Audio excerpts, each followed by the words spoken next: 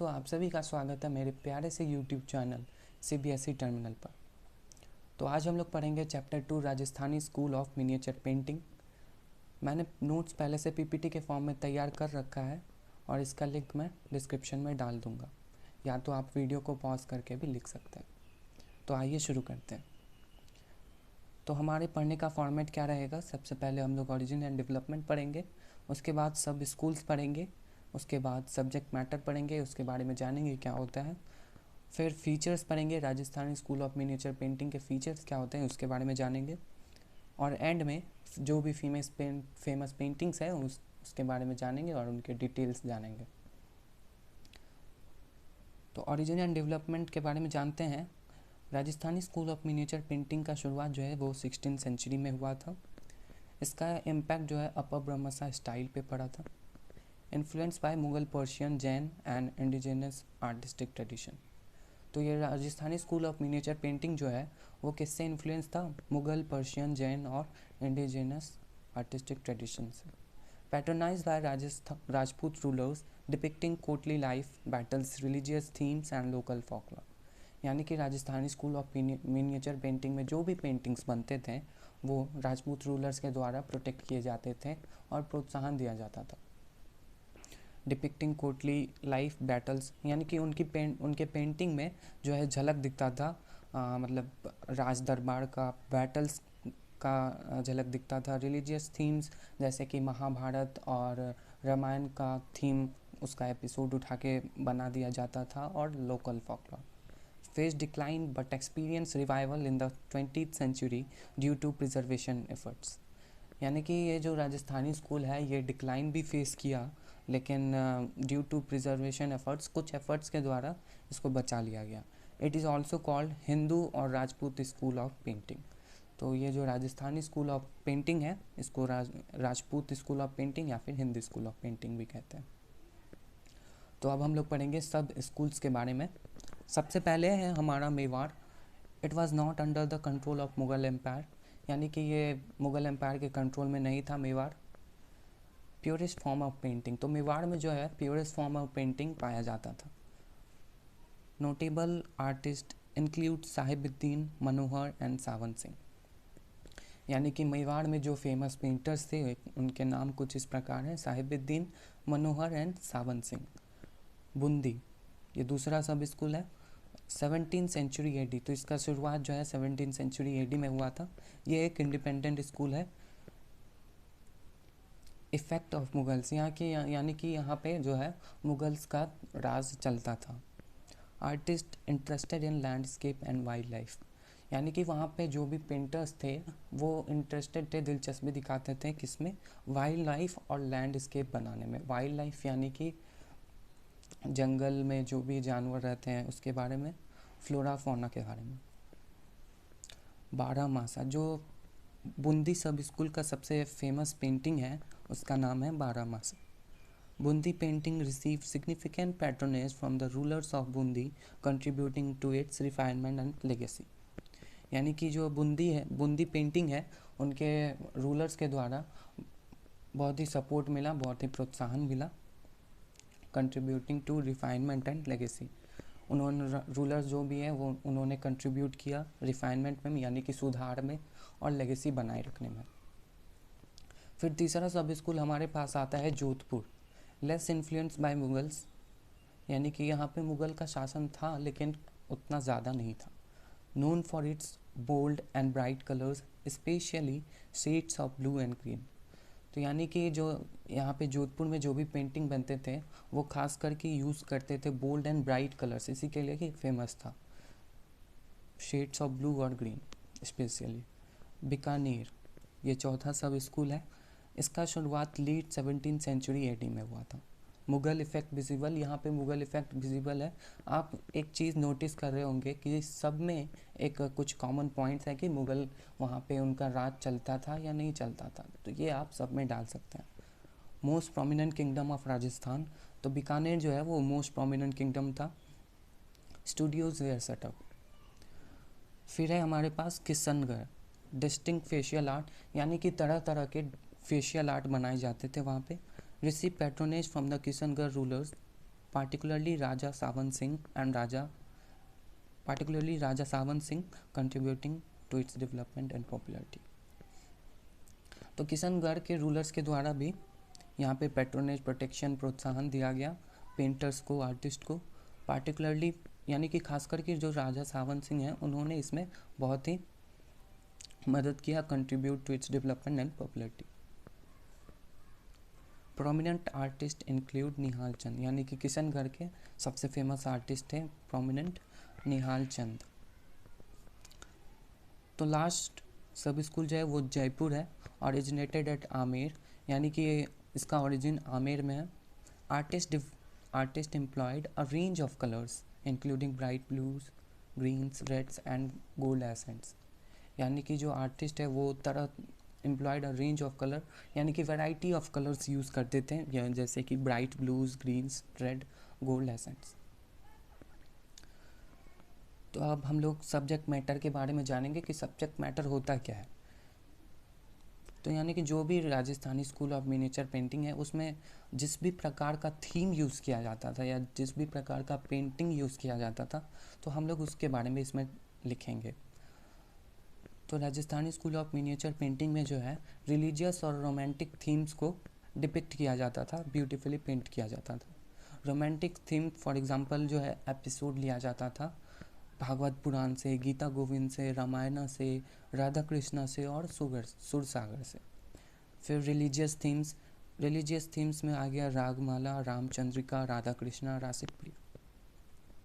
तो आइए अब हम लोग पढ़ते हैं main features of Rajasthani school of miniature painting.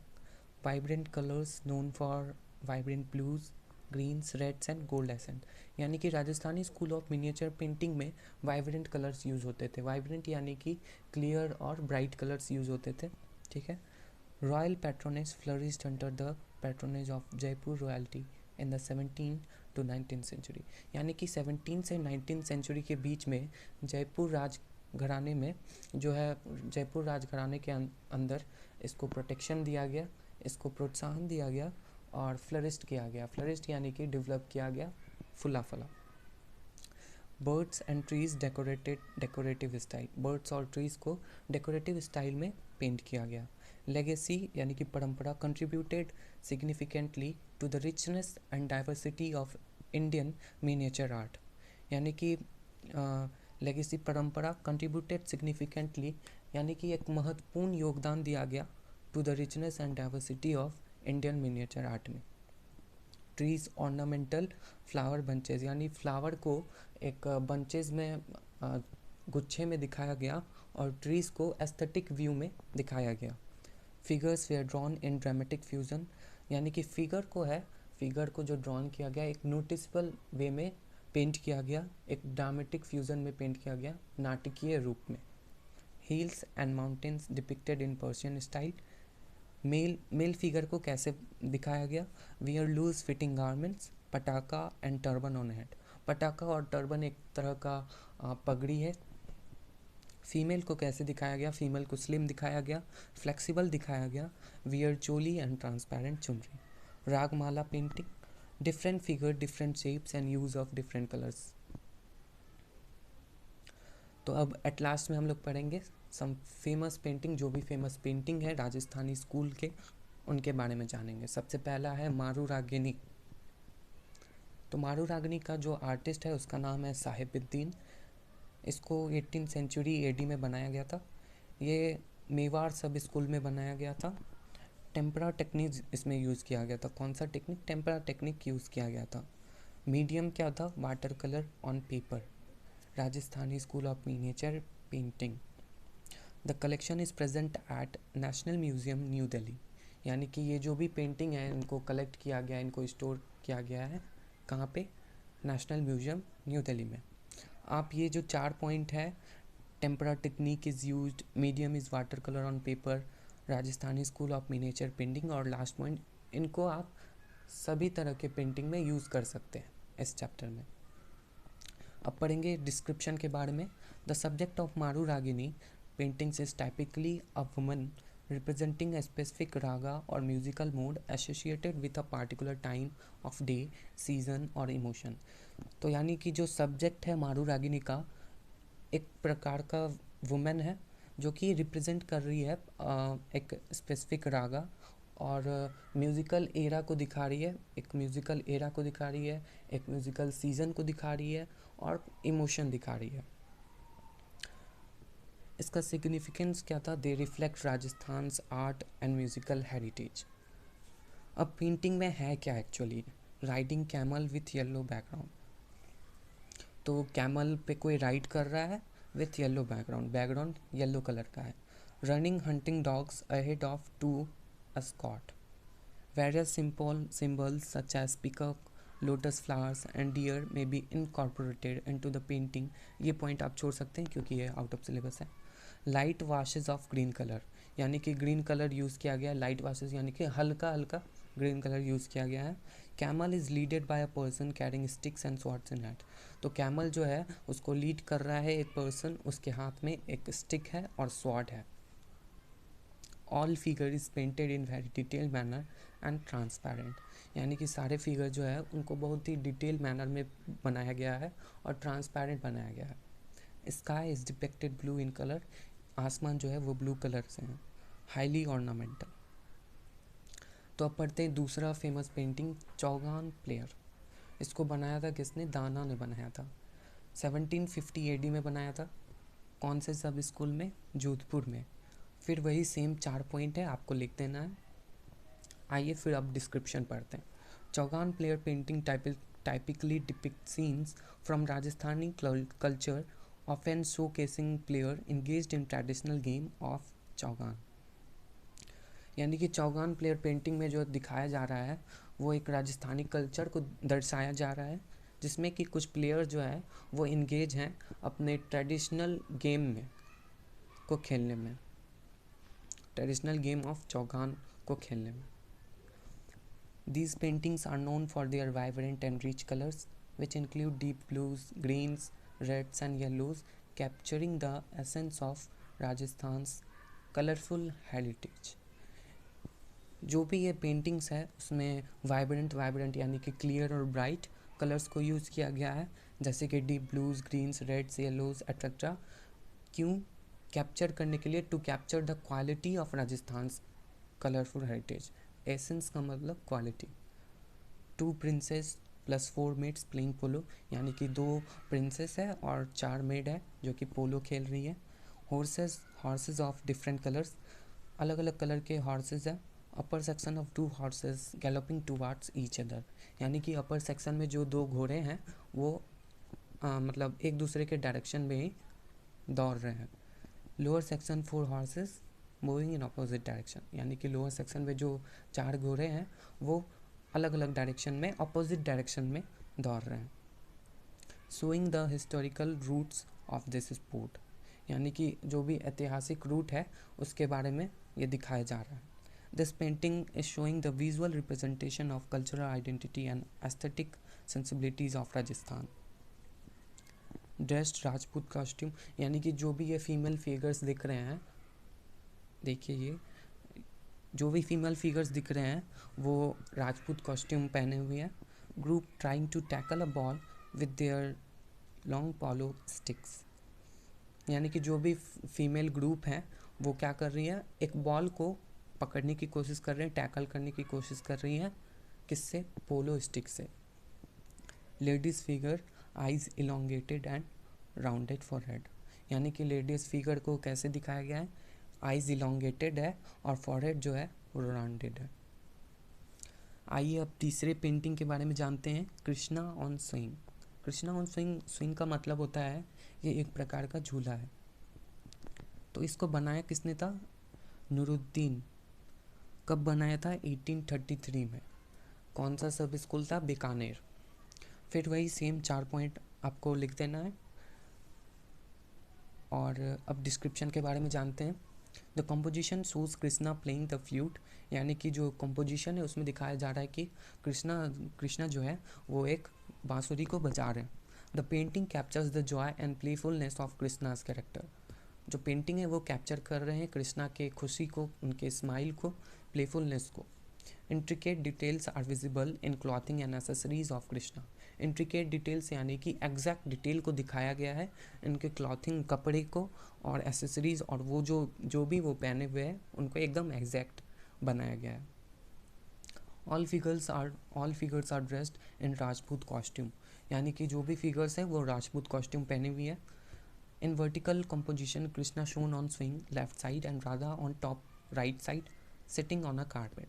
तो वर्टिकल कंपोजिशन में कृष्णा जो है वो लेफ्ट साइड में स्विंग पे बैठे हुए हैं और राधा जो है वो टॉप राइट साइड में एक कारपेट पे बैठी हुई है।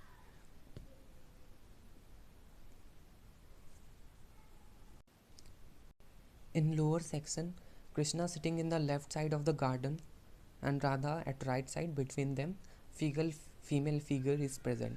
तो लोअर सेक्शन में जो है कृष्णा जो है left side of the garden के लेफ़्ट साइड में बैठे हुए हैं और राधा जो है वो राइट साइड में बैठी हुई है। बिटवीन देम मतलब उन दोनों के बीच एक फीमेल फिगर को भी दिखाया गया है। स्काई जो है वो डीप ब्लू कलर में है। Krishna is shown in the blue and light yellow colour. तो कृष्णा को जो है ब्लू और लाइट येलो कलर से बनाया गया है। Foreground light green. Beautiful elements of nature around Krishna, the rustling leaves, the scent of flowers and the distant sound of a river or a flute. A peacock feather adorns his flowing hair. यानी कि कृष्णा के जो sir पे है वो कृष्णा के sir पे एक मोर के पंख को भी दिखाया गया है। The sweet fragrance of blooming, ये पॉइंट आउट ऑफ सिलेबस है, इसको आप छोड़ सकते हैं। तो अब एक नया पेंटिंग है राधा को किसने बनाया था? इस पेंटिंग को किसने बनाया था? नेहा खंड। आर्टिस्ट को बहुत ज़रूरी है आर्टिस्ट याद करना। नेहा खंड, एमसीक्यू में आर्टिस्ट के नाम ज़रूर आते हैं। किस ईयर में बनाया गया था? तो 1760 AD में बनाया गया था। कौन सा सब स्कूल था? किशनगढ़। फिर से वही सेम 4 पॉइंट है, आपको लिख देना है। तो आइए आप डिस्क्रिप्शन के बारे में जानते हैं। Made under the leadership of Raja Sawan Singh, यानी कि राजा सावन सिंह के राज में ये बनाया गया था, उनके अंडर बनाया गया था। बैकग्राउंड डीप ब्लू है, यानी कि बैकग्राउंड जो है वो डीप ब्लू है। Dress and jewellery is depicting Rajput royalty, यानी उनका जो ड्रेस है, उनका जो ज्वेलरीज है, गहना है, वो क्या शो करता है? राजपूत रॉयल्टी शो करता है। Drawn in highly detail manner, यानी कि बहुत ही डिटेल मैनर में दिखाया गया है, एक एक चीज़ को दर्शाया गया है। ठीक है। In her left hand there is 2 lotus bud, उनके लेफ्ट हैंड में 2 लोटस बड है। With her right hand she is holding her chunri, यानी कि अपने दाएं हाथ से वो अपने चुनरी को पकड़ी हुई है। Her image is a masterpiece that transcends mere colours and strokes. Intricate patterns and motifs adorn her attire, reflecting the rich cultural heritage. तो आइए अब लास्ट पेंटिंग के बारे में जानते हैं। Bharat meets Rama at Chitrakoot. तो इस पेंटिंग को किसने बनाया था? हुमायूं। कौन से ईयर में बनाया गया था? 18th century AD में बनाया गया था। सब स्कूल कौन सा था? जयपुर। फिर से वही सेम 4 पॉइंट है, आपको याद कर लेना है। फिर आता है description. The painting captures the serene and scenic landscape of Chitrakoot with lush greenery, flowing rivers and majestic mountains in the background, creating a peaceful and divine atmosphere. तो इस पेंटिंग में लैंडस्केप ऑफ चित्रकूट दिखाया गया है, जहाँ पे जो लॉर्ड राम है वो रहते थे जंगल में, और ग्रीनरी, फ्लोविंग रिवर्स, बहता हुआ नदी दिखाया गया है, मैजेस्टिक माउंटेन्स, सुंदर सुंदर जो पहाड़ है उनको दिखाया गया है। Creating a peaceful and divine atmosphere, बहुत ही पीसफुल एटमॉस्फेयर को दिखाया गया है। The expressions on Bhagat's face reflect humility, faith and joy at being in the presence of Rama. Humility का मतलब होता है विनम्रता दिखाया गया है, फेथ आस्था दिखाया गया है, और जॉय जब रामा। देयर आर 49 फिगर्स, यानी कि इस पेंटिंग में कुल मिला के 49 फिगर्स हैं। Bhagat is depicted with folded hands और bowing down, showing devotion to lord Rama, यानी कि भगत जो है अपने हाथ को जोड़कर और अपने गर्दन को झुकाकर डिवोशन मतलब कि ग्रेटिट्यूड दिखा रहे हैं लॉर्ड राम को, क्योंकि वह उनके बड़े भाई हैं। All female figures are in white sari, यानी कि जो भी फीमेल फिगर्स हैं सीता को छोड़ के जो भी फीमेल फिगर्स है उनको वाइट साड़ी में दिखाया गया है, वही सीता जो है रेड साड़ी में है। A scene in which Bharat had come to bring Rama back to Ayodhya, यानी कि ये जो सीन है ये एक्चुअली जो है भरत आए हैं चित्रकूट लॉर्ड राम को वापस अयोध्या ले जाने के लिए। कहाँ? चित्रकूट में आए हैं। In one scene Rama is meeting his 3 brothers, यानी कि उस पेंटिंग में कई सारे सीन हैं जिसमें से एक में राम जो है वो अपने 3 भाई से मिल रहे हैं। Other scene Rama is listening to the guru Vashishtha about his father death. किसी अलग सीन में लॉर्ड राम जो है अपने गुरु वशिष्ठ से अपने फादर के डेथ के बारे में सुन रहे हैं। तो इस तरह ये चैप्टर एंड होता है।